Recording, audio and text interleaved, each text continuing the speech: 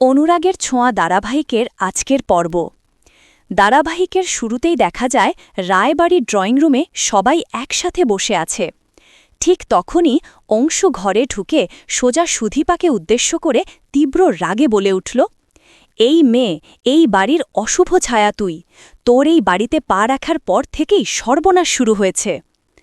পাশের চেয়ারে বসা গায়ত্রী দেবী সঙ্গে সঙ্গে তাকে থামাতে চাইলেন।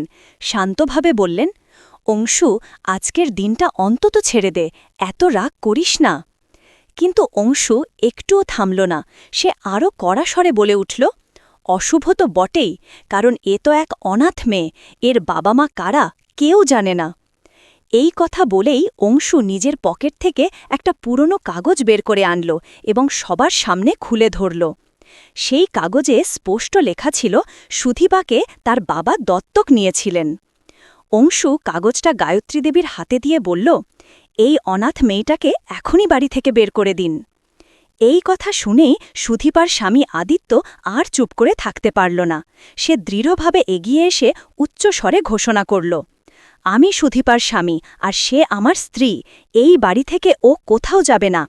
যেমন সমাজে পুরুষের পরিচয়ে নারীরা বাঁচে, তেমনি সুধীপা আমার স্ত্রী হিসেবে আমার পরিচয় বাঁচবে।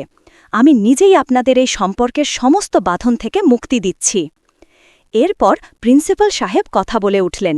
তিনি জানালেন, হ্যাঁ, সুধীপাকে তার বাবা সত্যি দত্তক নিয়েছিলেন। তিনি তখন পরমার দিকে তাকিয়ে বললেন, এই তো এদের যমজ বোন। আজ আমি স্বয়ং লক্ষ্মীর দর্শন পেলাম, এরা দুই বোন। প্রিন্সিপালের এই কথা শুনে পরমা অবাক হয়ে উঠল। সে সঙ্গে সঙ্গে অস্বীকার করে বলল, না, আমি ওর বোন নই।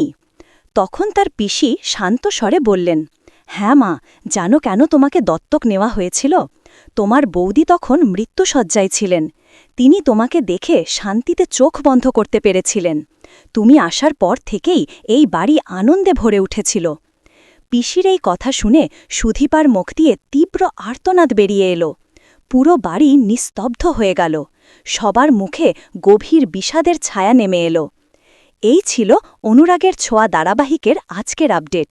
ভিডিওটি ভালো লাগলে চ্যানেলটিকে সাবস্ক্রাইব করুন, পাশে থাকা বেল আইকনটি অন করে দিন আর আপনাদের মূল্যবান কমেন্ট করতে ভুলবেন না।